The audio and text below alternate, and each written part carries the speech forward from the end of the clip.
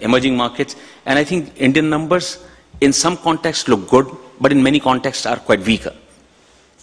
And I think this is a greater challenge, because if we can resolve this scaling up issue on the economically included, then I think this answer will automatically come to us. And someone raised the idea of China, and I would look at just two numbers from China. The total depository accounts in China are 125 million, as against 16 million or 17 million now with us. And we've had 20 years of run, and by all scale, Indian depository movement has been extremely successful movement. We've been able to demat it, but we've not achieved scales. We've had free run of banks for such a long time, many banks providing services. We are included only to the extent of 50%. We still have a large excluded population. So I think somewhere we need to find out that are we doing enough for those whom the service could be provided today, rather than conceptualizing a product who could be included in this process tomorrow and day after. And I think we have lots of things that need to be done today and had to be done yesterday, which we need to accomplish, because this will give us scale, this will give us the low-cost structure, this will ensure that we have the resilience to both sensitize the regulatory environment and ensure that we can go deep down enough. The last mile approach, and I want to divide this debate into three dimensions of the debate. So one is from the demand side, people who are going to consume the services. From the supply side, who are from the service providers. And then there are a host of enablers who are coming in between, including the regulatory paradigm. And each of these three entities have a role to play, but I think their efforts get stymied because of the environment in which they are operating, and I think it's important to address that environment.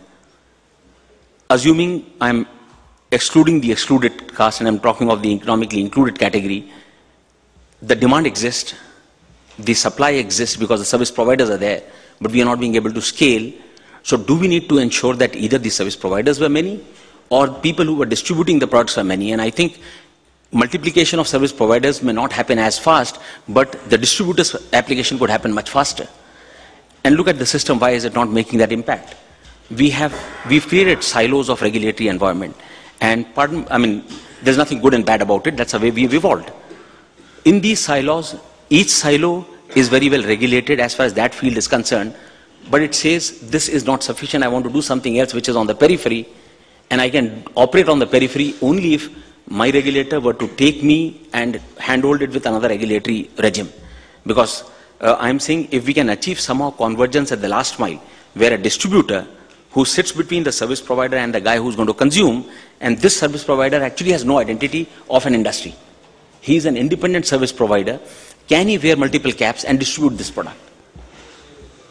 And if he were to distribute the product, and if we can create this category, today this category doesn't exist. We have people wearing caps of bankers, people wearing cap of insurance agents, people wearing caps of stockbrokers, and if they have to go and move into another area, they have to equip as much as someone who is from that industry, and I think this is taking its toll. Because, it's not easy, to scale up. I'm just saying, examination being one. How many people would take that 100-hour test? How many people would pass this exam? And in which language would they pass? Many of the tests are not conducted in all the languages. And we're talking of India being reached with English as the medium. So I think it's a challenge.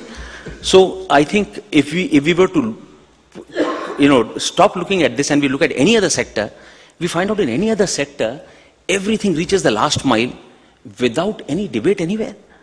We create infrastructure and network for every consumable to the last mile. Only when it comes to financial services, we reach some kind of a point